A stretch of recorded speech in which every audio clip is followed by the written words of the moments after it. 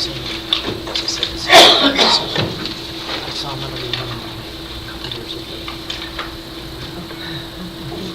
I'm Acting District Secretary Nicole Gonzalez. It is Tuesday, April 21st, 2015. This is a regular meeting of the Dublin San Ramon Services District Board of Directors. Presiding this evening is President Ed Working. Call the meeting to order and roll call, please. Director Von Leopold. Here. Director Benson. Here. Director Halkett. Here. Vice President Howard and President Duarte. Here. Under special announcements, a special meeting of the Dublin San Ramon Services District was held at 5 p.m. today on April 21, 2015. Directors Benson, Halkett, Leopold, and President Duarte attended this meeting. Pursuant to Government Code Section 54952.3, no director will receive any compensation or stipend for participating in more than one meeting on this date, as specified in the DSRSD policy P100-14-2, day of service. Public comment at this time? There's one more special announcement. Oh, I'm sorry. Yes, that's right. My name's Dawn Benson. I'm a director here. I will not attend the closed session item 11B to avoid any appearance that I'm participating in any discussions, decisions, or voting on the approved DSRSD water supply contract with East Bay Mud, and to ensure that I neither influence nor attempt to influence another member of the DSRSD board regarding any matters pertinent to the contract, consistent with the applicable provisions of the government code, because I am a salaried employee of East Bay Mud. Thank you, Director Benson. Public comment, meeting open to the public at this time in the audience. Anyone in the audience are encouraged to address the board on any item of interest that is within the subject matter jurisdiction of the board and not already included in tonight's agenda. I see that we have one speaker card. So with it, Bob Kitchener. A little show and tell, if you will bear with me for a moment.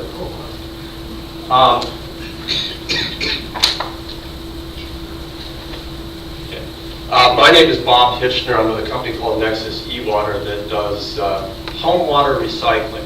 And we are, in California, the only company that is certified for treated residential on-site gray water recycling. Now, I had the good fortune last October to meet one of your board members, Ms. Benson, when she was at the Water Smart Innovations Conference in Las Vegas. And since then, I've had occasional contacts with your staff members, but I've actually never met any of them personally.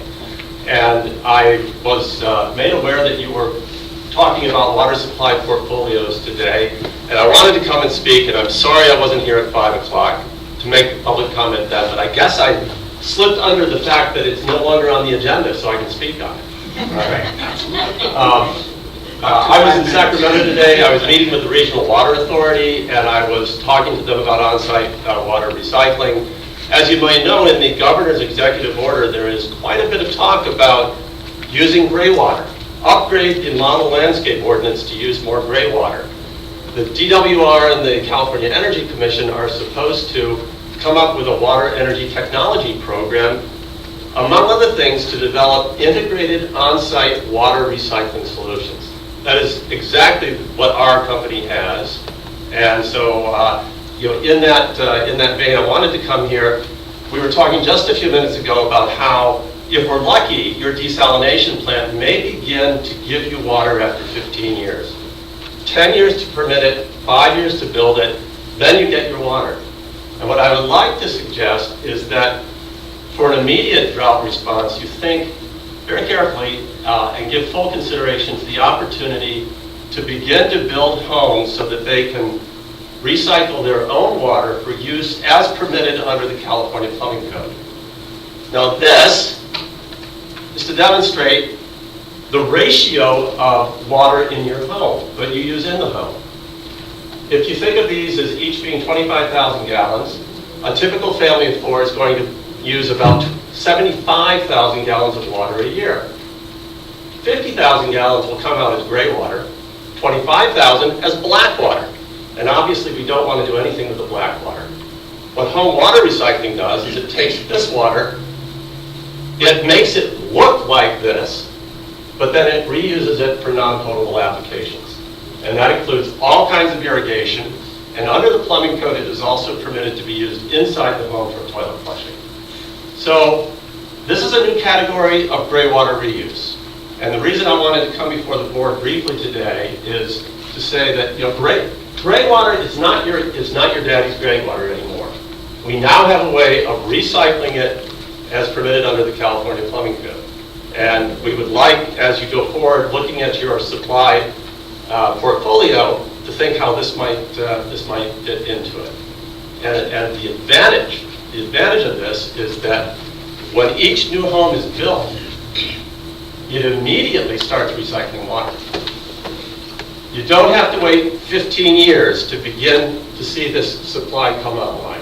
It will come online as soon as the home is built and the homeowner takes occupancy. So it is an alternative way of looking at water. Frankly, it is a new way of looking at gray water. This has been in the plumbing code for less than 2 years now, and we're the first company to get in it. And so this is something new, and I'd like to ask the board, as you go forward, to ask your staff to take a look at this and to think about how it might fit into projections for water in your city, particularly as San Ramon Dublin has quite a bit of new housing construction, which is the easiest and most cost-effective way to do this. Sorry, I may have taken more than a lot of time. Thank you very much. That's really cool. It'd be a great rebate, and something for the folks to look at. Any handouts? Yeah, do you have handouts? I do have some handouts. I love your We have handouts. handouts. May I leave them? And Absolutely. Yes, please. thank you. Thank you very Thanks, much. Bob. Very nice to see you. All right. Six reports. Manager? Yes, President Duarte and members of the board, this seems to be a liaison committee season here, and it's getting a little bit confusing. Everything is in your agenda, but there's a number of things going on, so it's kind of making Nicole and my heads explode with all the meetings and time changes. So I thought I'd kind of go through them at a real high level with you, because you're probably getting confused with all the emails and stuff as well.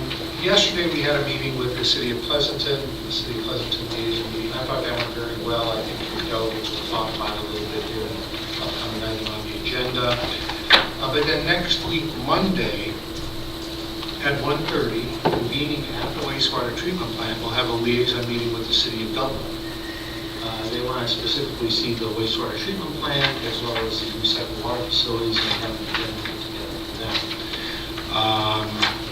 I don't have, I realize I walked in here without the notes as to who's on that committee, so I'll get that to you pretty quickly.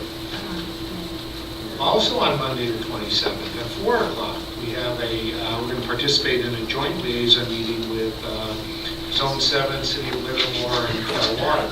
That's at 4 o'clock at the Zone 7 office. I know the delegates for that are Georgine and Rich, because you're on the Tri-Valley Water House Roundtable. At 6 o'clock that same evening, Darrell will be meeting in this meeting, this boardroom, and I believe the members of that are, help me out.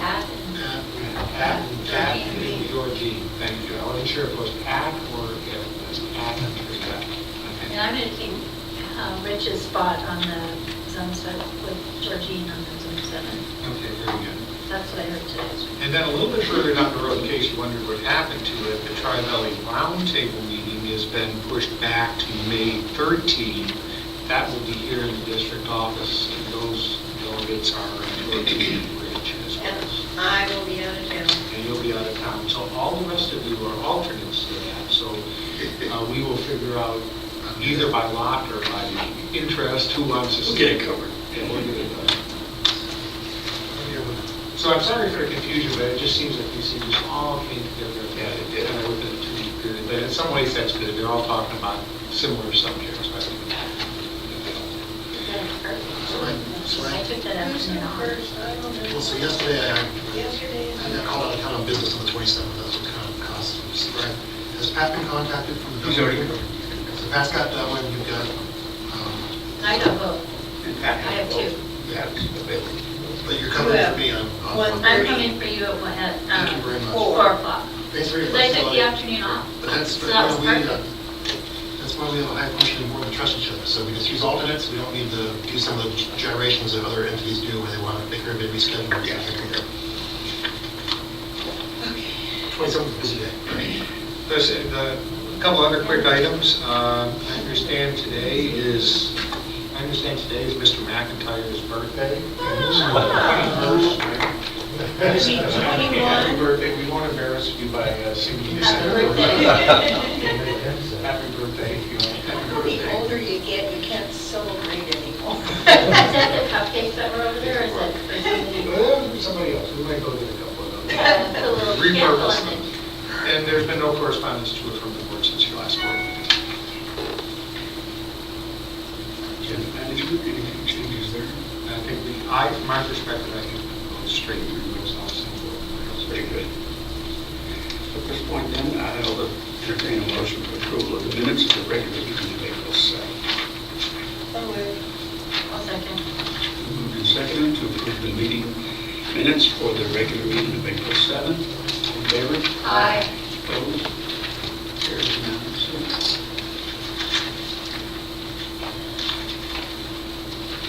Board business item 8, A, B, and C, consent calendar. I'll move to approve consent calendar A, B, and C. Been moved and seconded to approve the consent calendar, items A, B, and C. All in favor? Aye. Opposed? Motion carries unanimously. Board business 9A, drought management program. Yes, President Borky, with your dispensation, I'm going to kind of combine 9A and 9B together. 9A is really an opportunity for any member of the public to talk about any aspect of the drought management plan.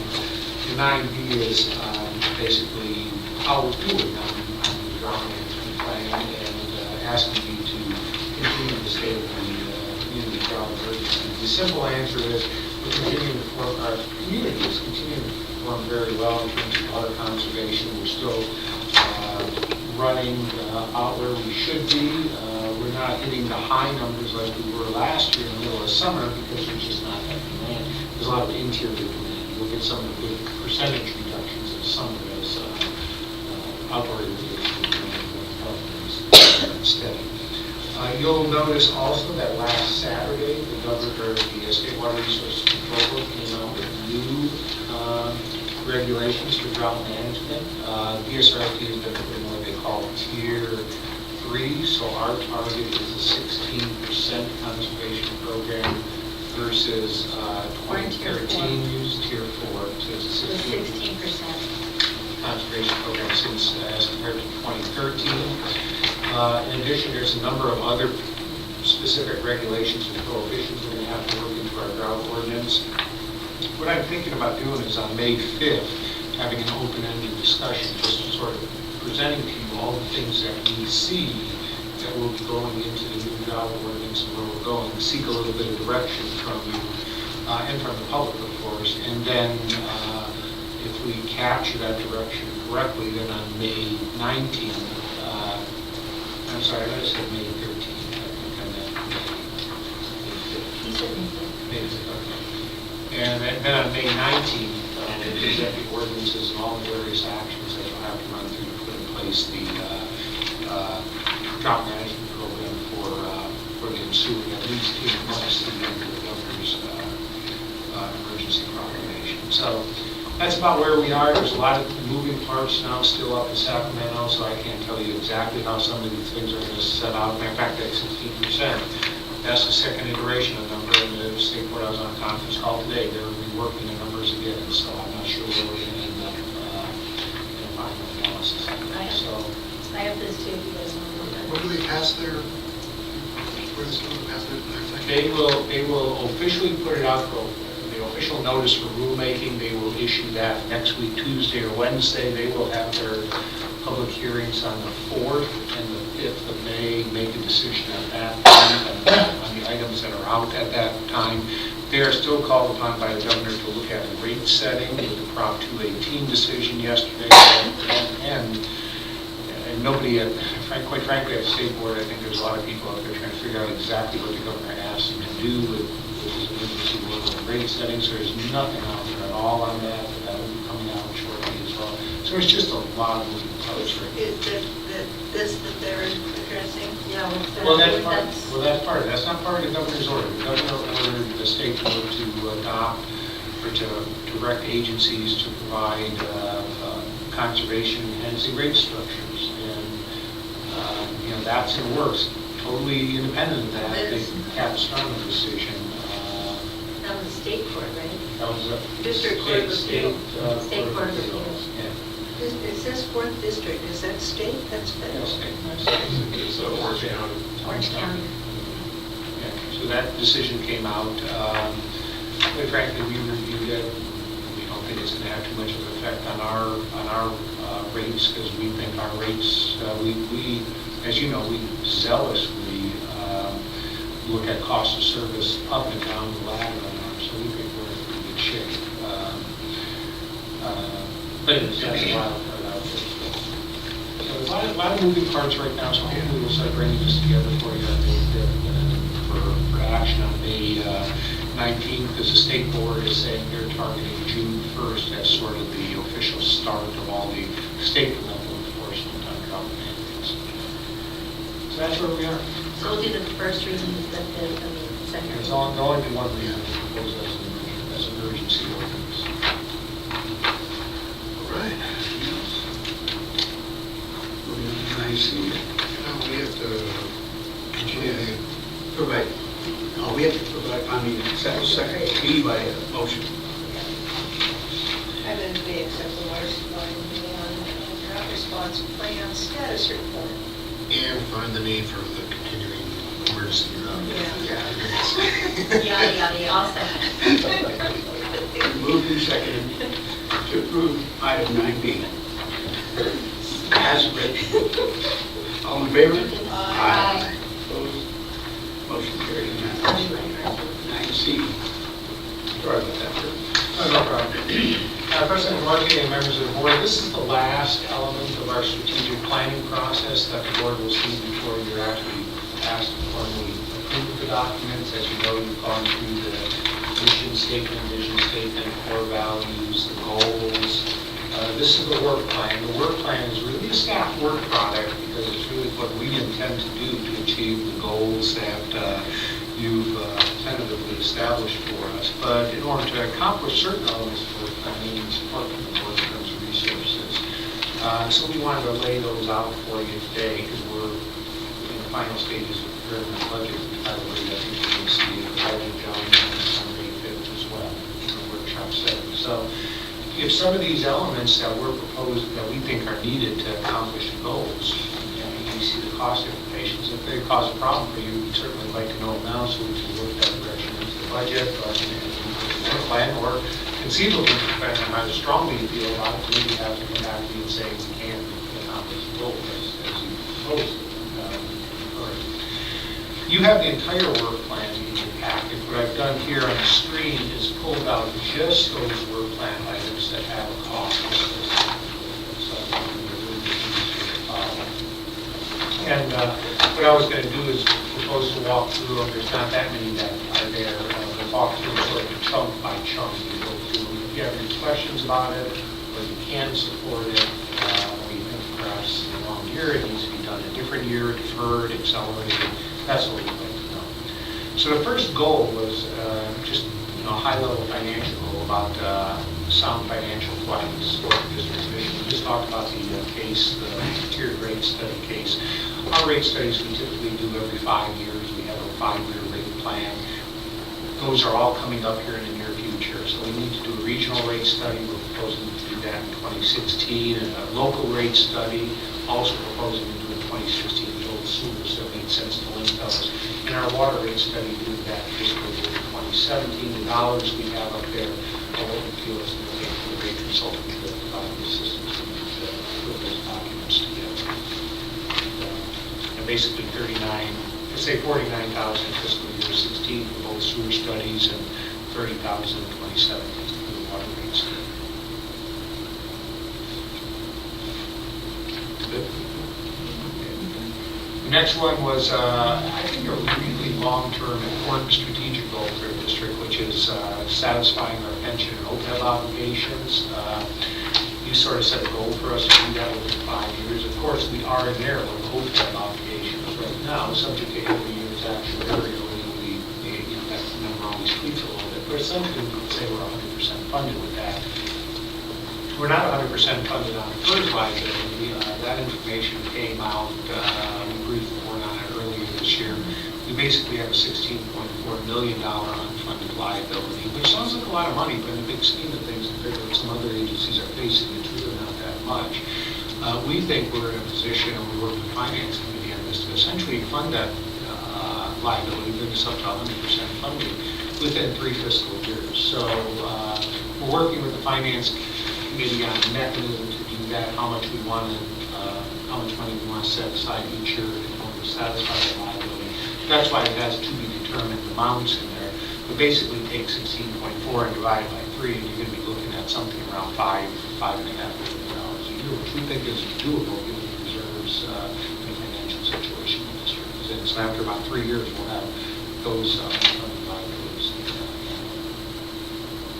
And then going forward, adjusted. And then going forward, every year there'll be a new actuarial study, so you'll have to, look and you'll be a little bit in excess of that, or a little bit underfunded, and you'll have to make that up on a going forward basis. And hopefully you'll be able to hover pretty close to 100% on a going basis from there. Next element is temporary infrastructure charge from the recession several years ago. As you'll recall on that, basically the ratepayers funded expansion debt that was to be paid from connection fees from developers for new growth. Initially, that number was up around $6 million. We paid down about $2 million of that. We still owe $4.2 million. I say we owe the water expansion fund owes the water replacement fund that much money. We have a policy in place where every year we look at our reserves in those two funds, look at our upcoming cash needs, make an approved transfer going forward. We'll do that for you at the end of this fiscal year, at the end of next fiscal year, at the end of the following fiscal year. I think we're heading on path probably within about 3 years to have that obligation satisfied as well. But scrolling down a little bit further, the goals are in bold, the work plan tasks are in non-bold. The ones that are in bold that don't have any work plan tasks, they have work plan items below them. There's no cost associated with that. That's what it's solid on this sheet.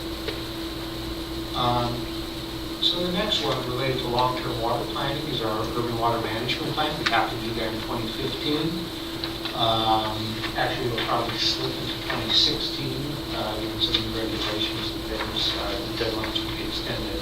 We're budgeting $100,000 for consultant help with that. We do that every 5 years, nothing more. Manage potable water demand while meeting state mandates for water usage. Basically, $300,000 is, as you know, during the drought, we've been spending about $150,000 every 6 months for water conservation activities and various things related to the drought, recycle water fill station to giveaways. So that $300,000 will take us all the way through fiscal year 2016. Maybe we don't have to get that far, if that's what's in the budget. In 2017, we're hoping it's going to rain, but if it doesn't rain, we come back to it.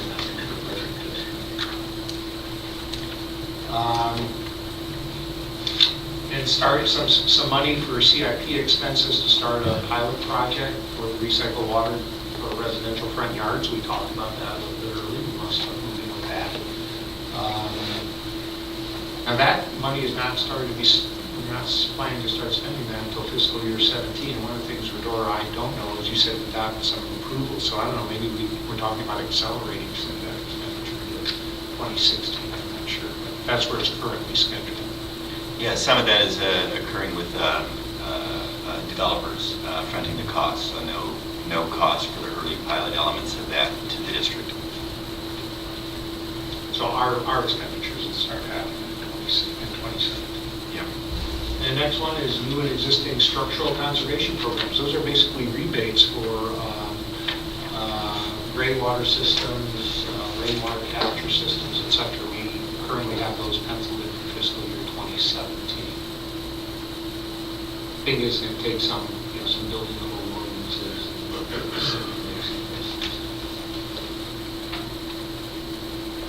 and going down, there's a goal about recycled water, working with our partners. Our big expense will be installing the 6th filter at the treatment plant to pick up some of Pleasanton's demand. It'll be a $1.7 million expense for us, but after the reimbursements from our partners, our share nets out to about $160,000. But we need that spending for it. But we'll have our money to cover the vast majority of that. Next item is the courtyard. We think we're going to have to abandon our courtyard at Camp Park because of development, sometimes within the next 2 to 5 years.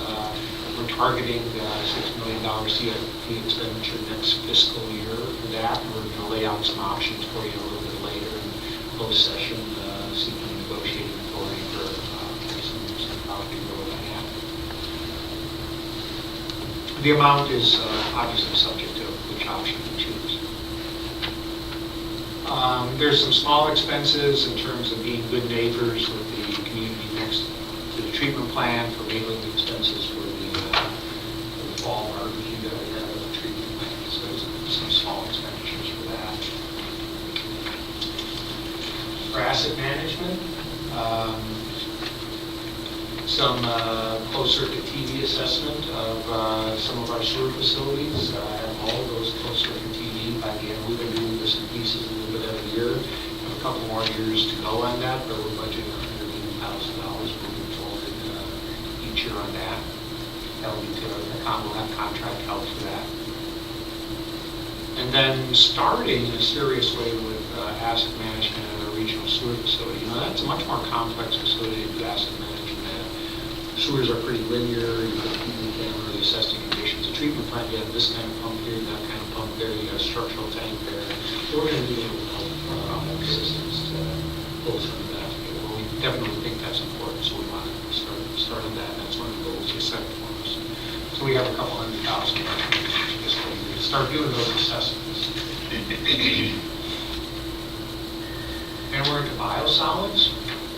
We're doing a wastewater treatment plant master plan, and there's going to be projects that will spin out of the master plan related to biosolids.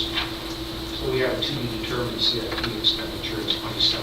We don't know what that's going to be, but it will come out of the treatment plant master plan at some point. But we have continuing contributions to the Bay Area Biosolids Energy Program in 2016 and 2017, the $50,000 per year. And by the way, on that one, we met with Pleasanton yesterday, and we got the thumbs up for Pleasanton for all the regional sewer expansion projects and things like that. Back to that administration. Work for, we talked a little bit earlier about nutrient control, budgeting $50,000 for our share of some of the lab work and support that the Bay Area Clean Water agencies are doing on that. So that's our share of the work, just to nutrient control protocol that the regional board is looking at right now.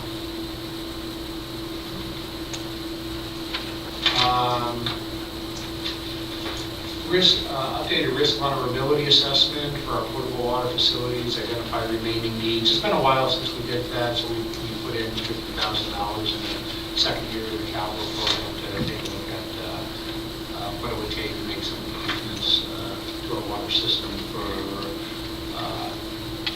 the vulnerabilities that we might assess in the system.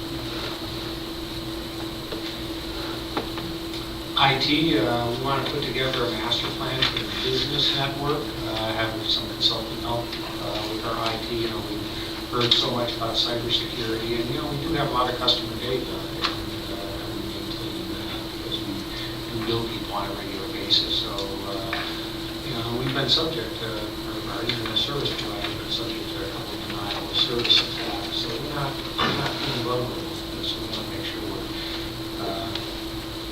heading in the right direction with that. So we budgeted some money next year for a master plan for the business network for our IT system. I have a quick question back on this for emergency response training. How's that going? Let's see, I have an abbreviated version. Which department is that in? Is that? It says Gallardo. Yeah, I'm not sure. Gallardo, biannual update with the emergency response plan. Well, what we're trying to do is work with our binders, our emergency response binders and what everybody's going to do. We've found out a little bit more, I think, over the last year on protocols. If finance has to go and do things and trying to set up internal basic procedures. So it's really internally what we would have to do with response to any type of catastrophe. Yeah, like pulling up the building system or pulling up the, that's off-site somewhere, backing it up. Well, it's who would be doing what? It's simple as that. Who has what job task? Because the lines of reporting kind of change a little bit. So we've had a binder that we've used for a couple of years, and Do we it's fallen out of exercise date. it? Do we exercise it? We have. I think the last time we did it was about a year ago with City News. We need to spend more time. That's one of the reasons it's strategic. We need to spend more time.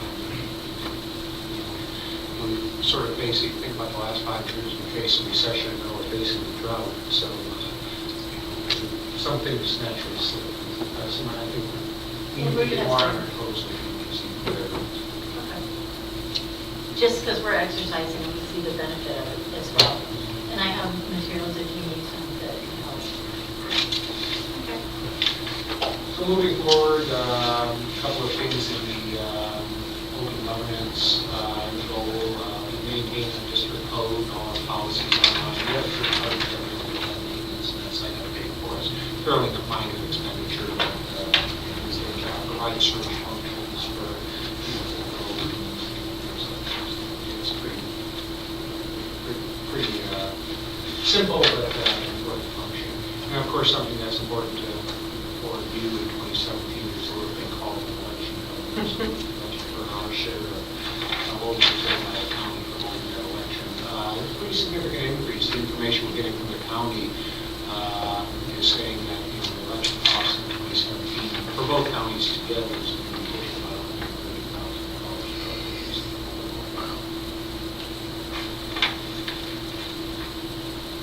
$130,000. Where's are we going to be doing an upgrade to the sound system here in the boardroom? It's not on here, it's not a strategic item, it's actually in the district CIP. You all sort of did some blue sky thinking of what you want to do, so we can present that process to the CIP. So it wasn't, it sort of predated, or I should say these goals that you set here kind of predated that direction a little bit. So we have it in the CIP, but it's not on some of the strategic items.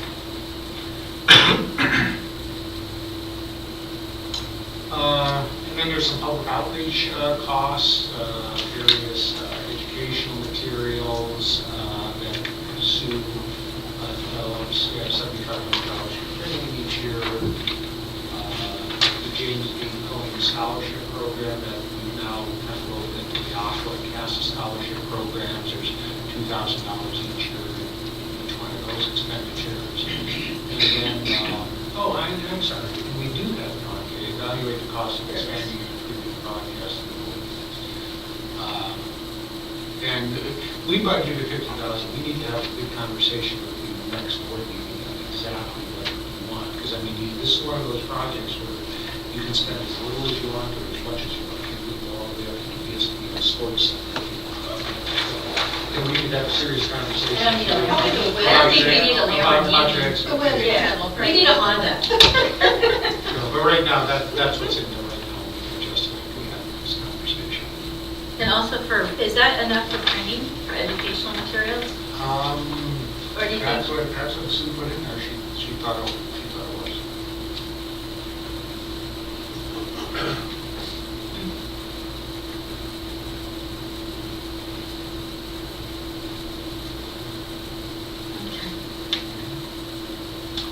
We want to do some enhancements to our Aqua technology platform, so we're looking at some vendor costs there for some software development. Implement a new system online so our customers can access their billing history from free and more software programming. John, I'm not... That helps with payment processing, basically taking checks and being able to process it online without running to the bank and kind of doing some automation on that. For payment processing. Are you using LBC to just payments or? We're not. Got a couple of different products, but it continues this electronic payment, which more than half, I think, right now are coming in that way. So I know, it's like, it's just another way of doing it. we pay for that or do the customers? Right, Is that through the bank accounts or is that through the we have ones that come through bank account. It's all auto deposit? basically no cost. The only thing we haven't done in the past is credit cards that use a third party for processing because of the fees involved with that. So the fees are paid for by the Whoever's using the service. user fee. And then, as you know, we're undertaking an effort to move to an electronics record management system, which is, we really need to do that. And it's a long, involved process. We've invested a lot in the technology so far. Now it's a matter of converting a lot of our paper records into the electronic system, et cetera. So there's some temporary assistance here in each year to kind of catch up and do that. The infrastructure's in place. I mean, a lot of it in Nicole over there. She's really heading up this effort over here, doing a great job of it moving forward. But it's not something you just do, it's a process. So we're basically, instead of asking for permanent staff, we're looking for some sort of other help to come in and sort of do the routine catch up with some of that. And then we have labor negotiations coming up in 2017. We're looking at a compensation survey to provide boards and information, so we can make some decisions, give us some guidance as to negotiations. We'll have consultants do some work for us there. And then lastly, we have a deferred compensation program, and we have to undertake a market for the next couple of years, basically look at vendors that provide that service and there's some fees associated with that. So those are the elements in the strategic work plan that we're looking at. That's not things in the budget. We need much more else in the budget. These are things that we feel we need to do to accomplish those strategic goals that will have cost implications in the budget. There's a lot of things that you see in your packet. They're just things staff is going to do just as a matter of routine course. But these are the ones that I think are some financial support. Good. There's our schedule for strategic planning. We'll package all this up, assuming you don't make any changes when you see the overall budget. Our goal with strategic planning is presented in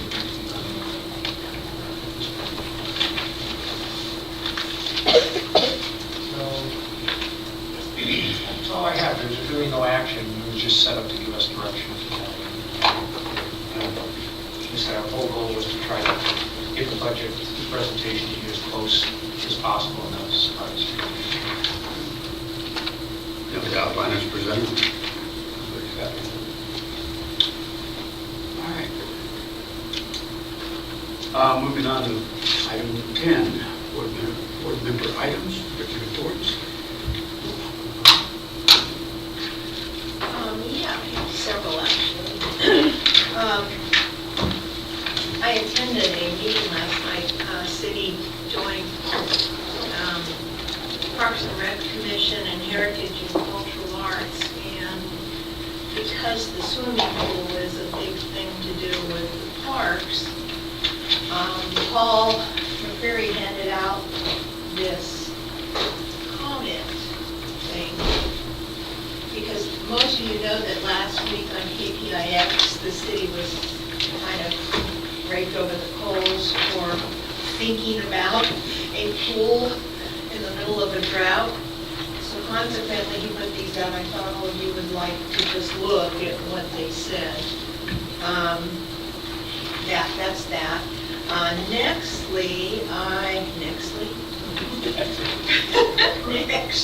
I attended Special District Association Board meeting, and they went over, of course, the recap of the annual dinner. Our next, well, back up. We only took in $3,000 from the dinner, and the cost was $5,000 this year. So we had leftover, and there's not a problem with it. But obviously, we need to make sure we get a speaker out early enough so that there's an attraction for people to come to the meeting. The speaker in July is going to be Mona Palacio from LAFCO, which is, it's always interesting to me and how many special districts don't realize the power and authority of LAFCO. So she's going to come and speak. And then we redid the bylaws at the meeting in July or May, maybe May. We're going to actually approve the changes to the bylaws. And there's nothing big other than the fact that they're going to add one more person to the board, so it's not just 4 of us, there's one more. And that's about it on that regard. Second thing is, I got this thing from, I don't know how many of you got it, from David Hobber, from a person from Shower Smart. And it's, my company's developed a patent pending device that can save 50% of water during bath time shower while maintaining a satisfying shower experience. So thought maybe you could pass this on to staff and sort of at least look at it. It's a valve show. Is it? I don't know. He doesn't say anything more about it. And then lastly, I received a letter from the Government Finance Officers Association. And maybe you already know this. Dear Mrs. Fontier-Leopold, we're pleased to notify you that your comprehensive annual financial report for the fiscal year ending June 30, 2014 qualifies for the Certificate of Achievement for Excellence in Financial Reporting. The certificate is the highest form of recognition in governmental accounting and financial reporting, and its attainment represents a significant accomplishment by a government and its management. An award for the Certificate of Achievement has been shipped to John Archer. Do you have it? Yes. Okay. We had to find the old wooden one because we complained they were sending us all these boxes every year of the award, so they I had a see. little. And then it says, we hope that you'll arrange a formal presentation. So with not having a certificate here, please take this as a formal presentation, and thanks, I'm sure the board agrees that you and your staff this last year have done really a remarkable job given all the things that we've been going through. So thank you very much. I love getting this award. Thank you, and I'll share with staff. Okay. And I think that's the last of it. Are you going to talk about what Pleasanton wanted to do? Well, yes. Okay, then I, No, you can go ahead with that. No, that's fine, because you have it all in. Oh, is that from yesterday? no, this is actually the letter that Burgess got on the drought regulations. Is that from today? Yes, well, actually, why don't you go ahead? Okay. Well, I didn't read all the letter, but basically, what I think Daniel's commenting about, and I'm sure he had the support of the council to do this, is they're sort of looking at doing things with pooled resources, which I think we've all thought about, although there is no acknowledgement here of what we've already invested in recycled water. So while on the surface, I'm very supportive of this position, I think there has to be some acknowledgement of what we've already done. Basically, Pleasanton sent a letter to the state board commenting on the regulations, and the state board's coming out, but we received the 16% allocation, Pleasanton got 20. Right, ours got We got 24, Livermore got 20, 20. and Kelly Water got 24. Basically, Pleasanton will let them pool those allocations, instead of having 4 different allocations. Think about that amount of about 20% overall across the valley, and have everybody try to achieve 20%. And that issue came up in discussion in the liaison committee yesterday. And, while I think the common messaging,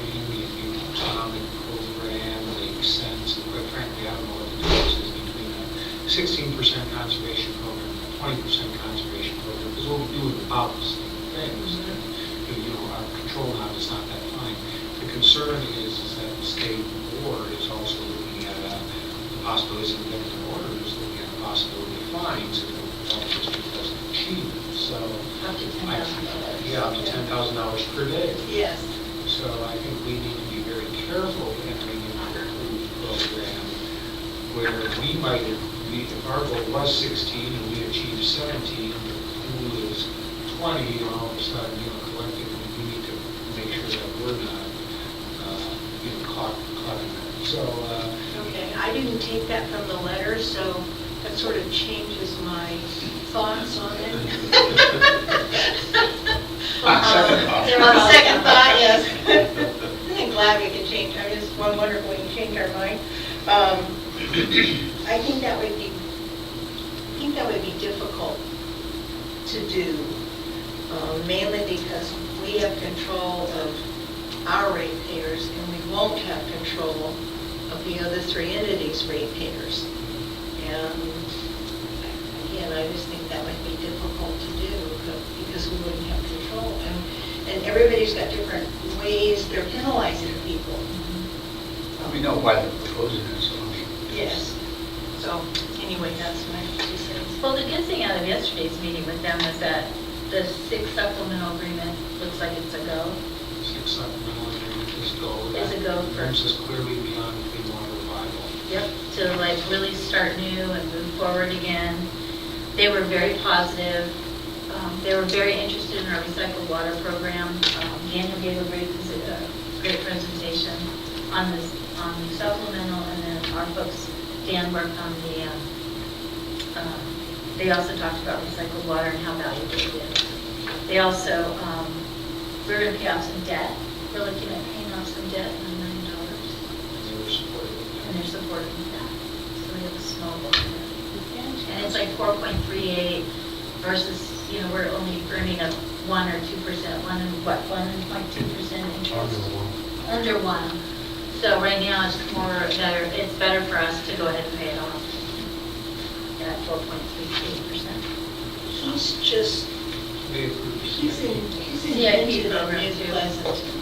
It's not like dealing with the same Pleasanton at It all. was wonderful, and I think there was even some support for future water supply activities with them as well.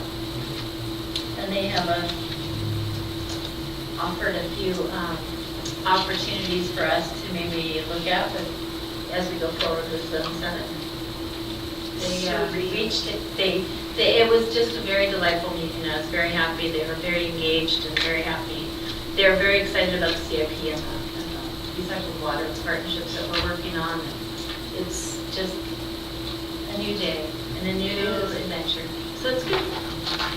Anything else I missed? It probably is back in the thick of it. Well, I was thinking about Nelson's discussion. Yep, that was it. So that's it for me. Otherwise, Okay. At this time, the board will then be going into closed session for 2 sessions as noted in the agenda. Item A, with the property negotiator, and item B, conference with the property negotiator. And we're going to have Marte in the first closed session. John Butcher will be joining us. We have everybody on the second one also? I go in the first one, right? I didn't know the second. Yeah, I think Are both Dan's attending the second? That would be the question. Yes. So we would also add Dan McIntyre, the I'm sorry. technical manager, to item 11B. Are you going to this? Thank you, Constance. Are you going to that? Yeah. So you're going to go to John's too? Okay. Oh, okay. Oh, you're right. Well, then we're going to be on. You go to Frank. Yeah, we're going to be on. He's looking for I'll print out I got them at work. This ends up on your way. Oh, you got this. Yeah. Yeah. So, and when can I fill my 350 gallon trough? Needs an exemption. Do you want me to tell you how to do it? Put you in, we should put you in there too. It's just caused a huge amount of problems.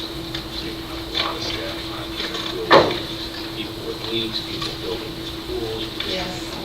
Spas. Would you like to sign these So, on your way in? as Bert said, in a couple of weeks, we'll be rolling out a bullet list of items that we're thinking about changing, and that's one of the ones Mr. that Maddow. staff has Good. talked about. Okay. You left before Very, we very went. good. Tom keeps asking, what is this on? What is this on? We can't fill it. One from tonight's business meeting, from the last meeting, so this is the personal services. Approved? I heard Director Jones cast us. This is to reflect the updated JPA policy, that one change that was made.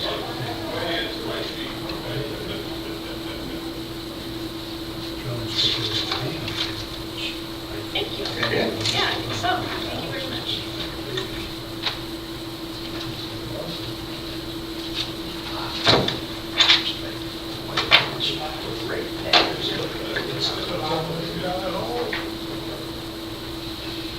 Yeah, it's gonna get more, it got even more, and there was a split vote too. And then I heard that. I was at that. read it up. It was a split vote. Well, they didn't take